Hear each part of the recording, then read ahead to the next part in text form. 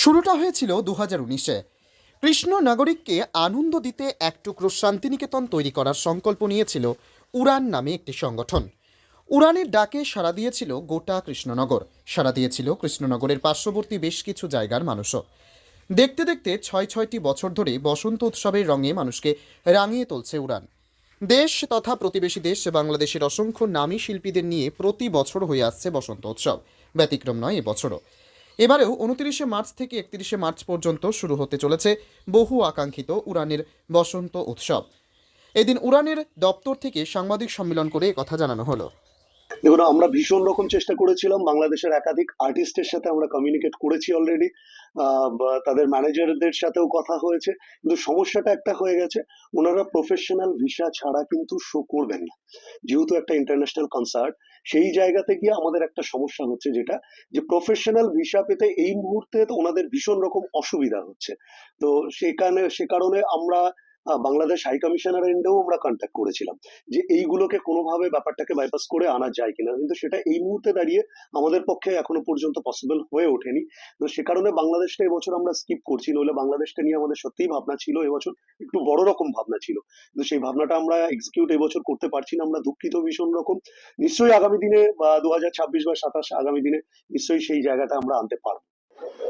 প্রত্যেক বছরের মতো 2019 সালে আমাদের পথ চলা শুরু হয়েছিল উড়ানের এক টুকরো শান্তিনিকেতন দিয়ে। আজ 6th কৃষ্ণনগর বসন্ত উৎসব।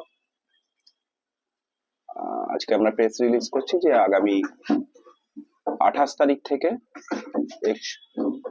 29 তারিখ থেকে 31শে মার্চ কৃষ্ণনগর বসন্ত উৎসব।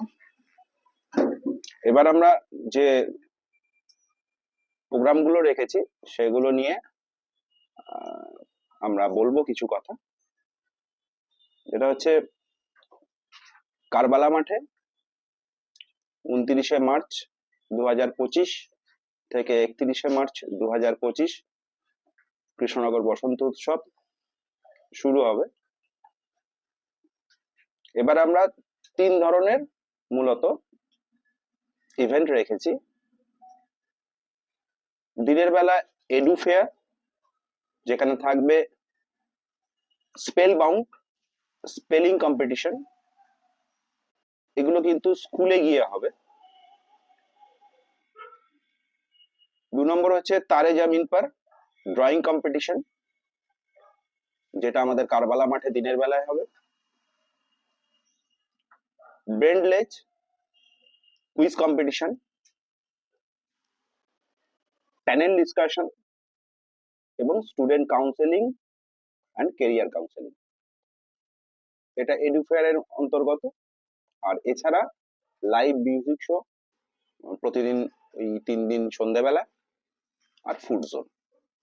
মূলত এই নিয়ে কৃষ্ণনগর বসন্ত উৎসব 2025।